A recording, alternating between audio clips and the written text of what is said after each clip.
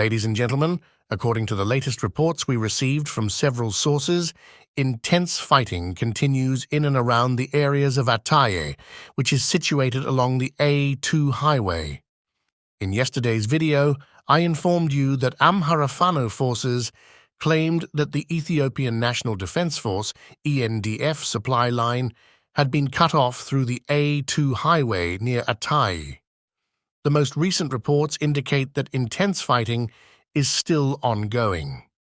It is reportedly observed that Fano forces have gained control of some areas near Ataye, and the disruption of the ENDF supply line through the A2 highway persists. Further reports have confirmed that the ENDF has deployed additional soldiers to this front, along with heavy weapons, leading to an intensification of the conflict. The fighting has become increasingly intense in the surrounding areas of Ataye, with Amhara forces putting forth their utmost efforts to gain control of the town. According to the reports, both sides have suffered heavy losses in this ongoing conflict, with several soldiers killed, many more wounded, and military vehicles destroyed among the ENDF forces. Updates from Fano sources suggest that Fano forces are poised to take control of Ataye in the near future. In addition to these developments, we have received reports of intense fighting breaking out in the outskirts of Dabat. According to updates from Fano forces, the Fano army, led by Major Bay Kengao, Major General Habta Wolder, Major Habta Wolder, and Major General Loso, is taking offensive action alongside the people of the country, fighting against the ENDF and its allies, and achieving significant victories. Reportedly, the ENDF has suffered heavy losses on this front as well. Furthermore, we have received reports of Amhara Fano forces and Amhara civilians uniting under one command in Gojam. According to updates from Fano sources, Fano forces have successfully defeated the ENDF and its allies in Adet, situated on the A3 highway in Gojam. Intense fighting is ongoing very close to Bahir city, with citizens reporting the sounds of heavy weapons in the vicinity. In addition to the ongoing conflict in Ataye and surrounding areas, we have received reports from reliable sources indicating developments in Sirkalam County and DebreTabor city, both situated in Gondar on the B22 highway. These reports suggest that over 100 Amhara militia members have opted to abstain from engaging in combat against the Fano forces. This decision underscores the complex and multifaceted nature of the conflict and the various perspectives held by those involved. Amidst the turmoil, rumors have been circulating concerning negotiations between the Amhara and Ethiopian governments. However, it is important to note that an official statement received from Amhara Fano forces firmly denies any agreements or negotiations pertaining to the ongoing hostilities. The statement underscores that no individual or diaspora civil society can claim to represent Fano forces in such negotiations. This highlights the decentralized and autonomous nature of the forces engaged in the conflict. Furthermore, our latest reports provide insights into a separate incident involving a group identifying themselves as the Oromo Liberation Army. This group reportedly launched an attack on Mukaturi town, located in the Wakale district of the Oromia region, during the night on Tuesday. Subsequent to this attack, there was a prolonged and intense exchange of gunfire between the militants of the Oromo Liberation Army and the security forces of the Oromia region, which lasted until 9 o'clock in the evening. Disturbingly, residents of the city have reported casualties and damages resulting from the conflict. A security guard from Dashan Bank lost his life during the shootout, and an ATM machine belonging to the Ethiopian Commercial Bank was damaged, with an unknown sum of money stolen. Furthermore, it has come to light that more than 3 individuals were kidnapped by the armed group.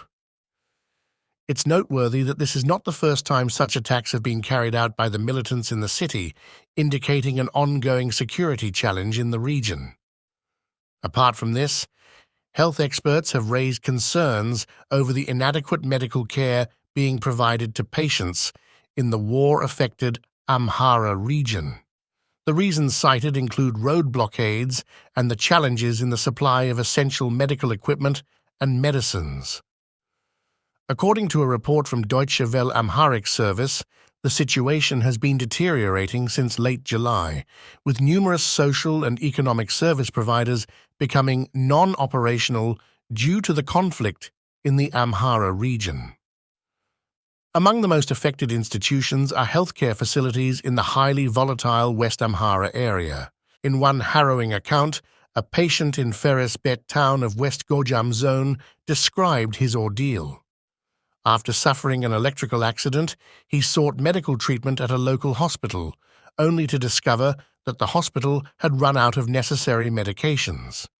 He was advised to purchase these medications from a private pharmacy at a considerable cost.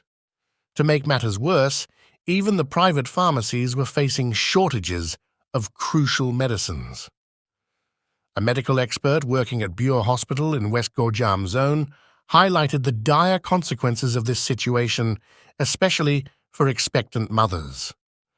The scarcity of medications and blood for transfusion has resulted in preventable deaths, with the shortage of blood and oxygen emerging as a critical concern within the hospital.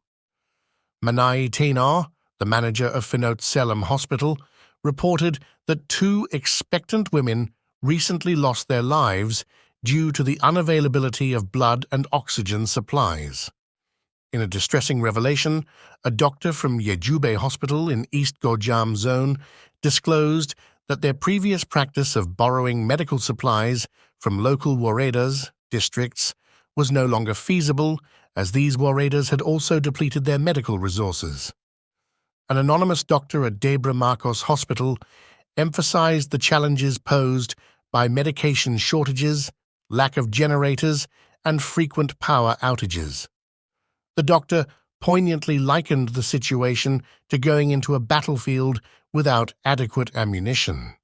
Kefale Gebeyehu, the blood bank coordinator of DebreTabor town, explained the difficulties faced in blood collection. He outlined the 2 primary methods of collecting blood, setting up temporary collection centers and receiving volunteers at the blood bank center. However, these activities have been severely hampered due to the closure of roads and transportation issues, including the delayed transfer of samples to Bahir Dar.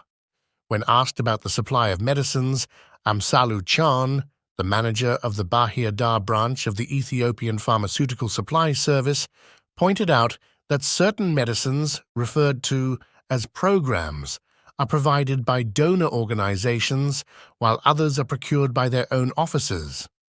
Efforts have been made to distribute these medicines to relatively peaceful areas, but challenges persist in reaching the West Gojam region due to impassable roads and security concerns. Health experts stress that the issue of drug supply is most acute in Western Amhara areas, where security remains a pressing concern.